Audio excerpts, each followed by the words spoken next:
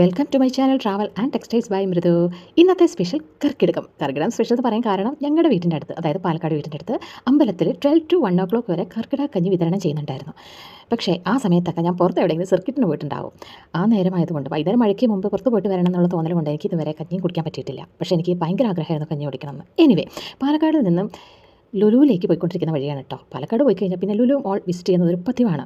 എന്തിനാണെന്നറിയോ? Cake and ബേക്സും അവിടുത്തെ food ഐറ്റംസാണ് എൻ്റെ ഫേവറേറ്റ്, മറ്റെന്തിനേക്കാളും.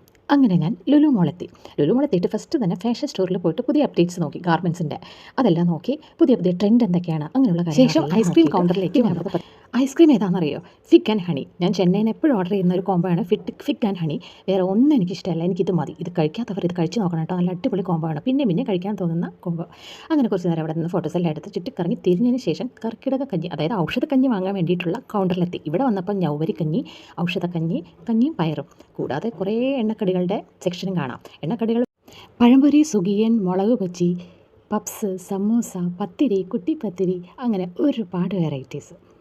കഞ്ഞിയിലുള്ള വെറൈറ്റീസ് എന്തൊക്കെയാണെന്ന് വെച്ചാൽ ഈ മൂന്നെണ്ണേ ഉള്ളൂ. ഇതിൽ ഔഷധക്കഞ്ഞിയുടെ പ്രത്യേകത അവിടെ അവർ എഴുതി വെച്ചിരുന്നു, അത് ഞാൻ ഫോട്ടോ എടുക്കാൻ മറന്നുപോയി. അങ്ങനെ പർച്ചേസ് എല്ലാം കഴിഞ്ഞ് വീട്ടിലേക്ക് മടങ്ങി. ഔഷധക്കഞ്ഞിയുടെ കാര്യത്തിൽ ഒരു ഡൗട്ട് ഉണ്ടായിരുന്നു, വെന്തയുണ്ടെങ്കിൽ കയ്പുണ്ടാകുമോ എന്ന്. പക്ഷേ ഷെഫ് പറഞ്ഞു അങ്ങനെ ഉണ്ടാവില്ല, ധൈര്യമായിട്ട് വാങ്ങിച്ചോളൂ. ഇതാണ് കുൽഫി കേക്ക്, അടിപൊളി. ഇഷ്ടംപോലെ വെറൈറ്റീസ് അവിടെ ഉണ്ടല്ലോ. ഇത് ഞാൻ സെലക്ട് ചെയ്തത് കുൽഫി കേക്കാണ്, അടിപൊളിയായിട്ടുണ്ട് കേട്ടോ. കൂടാതെ മുളക് ബജിയും സുഖിയനുമാണ് ഞാൻ എണ്ണക്കടികളായിട്ട് വാങ്ങിയത്. ഇനി ഔഷധക്കഞ്ഞി നോക്കാം. ഔഷധക്കഞ്ഞി നല്ല ടേസ്റ്റ് ഉണ്ടായിരുന്നു, പറയാതിരിക്കാൻ വയ്യ. കയ്പൊന്നുമില്ല. അതിൽ കുറച്ച് വെള്ളം ഒഴിച്ച് ഞാൻ ഡയലൂട്ട് ചെയ്തെടുത്തു. നല്ല തിക്കായിരുന്നു. ക്വാണ്ടിറ്റി കറക്റ്റായിരുന്നു, 2 പേർക്ക് നല്ല ഫില്ലിങ്ങുമാണ്.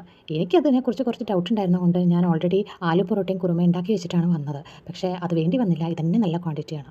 പക്ഷേ ഇതിൽ എടുത്തു പറയേണ്ട കാര്യം എന്താണെന്നറിയാം? ഇതിൻ്റെ കൂടെ ഞങ്ങൾ സെപ്പറേറ്റ് വാങ്ങിയതാണ് വാഴക്കൂമ്പ് തോരൻ. എന്തൊരു ടേസ്റ്റാണ്, അതും പറയാതെ തന്നെ വയ്യ. നല്ല ടേസ്റ്റ് ഉണ്ടായിരുന്നു. ഇത്രയും ഞാൻ പ്രതീക്ഷിച്ചില്ല കേട്ടോ. ഇത്ര രുചിയോടുകൂടി ഔഷധക്കഞ്ഞിയും വാഴക്കൂമ്പ് തോരനും അൺഎക്സ്പെക്റ്റഡ് ആയിട്ട് കിട്ടിയതാണ് എനിക്ക്. ഇതാണ് ഞാൻ പറഞ്ഞ ആലു പൊറോട്ട. ഇത് ഞാൻ പിറ്റേ ദിവസം ചൂടാക്കി കഴിച്ചു. കുറുമയും കൂടെ ഉണ്ടായിരുന്നു. അങ്ങനെ ആഗ്രഹിച്ച പോലെ എനിക്ക് ഔഷധക്കഞ്ഞി കുടിക്കാൻ പറ്റി. കിറ്റ് വാങ്ങിച്ചാലും എനിക്കിവിടെ വന്നുണ്ടാക്കുന്ന കാര്യങ്ങളൊക്കെ ഭയങ്കര സംശയമാണ്. ചിലപ്പോൾ വെന്തയമൊക്കെ അതിലുണ്ടെങ്കിൽ അതിൻ്റെ ആ പൊടിയുടെ സ്മെല്ലൊന്നും എനിക്ക് അത്ര ഇഷ്ടമാറില്ല കിറ്റിലെ. അതുകൊണ്ടാണ് ഞാൻ കിറ്റ് വാങ്ങാതെ ഇങ്ങനെ റെഡിമെയ്ഡായിട്ട് വാങ്ങി കുടിച്ച് നോക്കിയത്. വാഴക്കൂമ്പ് തോരനാണ് അടിപൊളിയായിരിക്കണം. ഒരു ക്വാണ്ടിറ്റി ഉള്ളൂവെങ്കിലും നല്ല ഫില്ലിംഗ് ആയിരുന്നു. 2 പേർക്ക് കഴിക്കാവുന്ന ക്വാണ്ടിറ്റി അതിലുണ്ടായിരുന്നു. അങ്ങനെ ഞാൻ ആഗ്രഹിച്ച പോലെ ഔഷധക്കഞ്ഞിയും വാഴക്കൂമ്പ് തോരനും കൂട്ടി അന്നത്തെ ഡിന്നർ അവസാനിച്ചു. ലുലുവിൽ ഔഷധക്കഞ്ഞി കിട്ടും ഞാൻ ഒട്ടും എക്സ്പെക്റ്റ് ചെയ്തില്ല കേട്ടോ. ഇത് മനസ്സിൽ വിചാരിച്ചതും ഒരു മാനിഫെസ്റ്റേഷൻ പോലെയാണ് എനിക്ക് തോന്നിയത്. അപ്പോൾ thank you for watching my channel.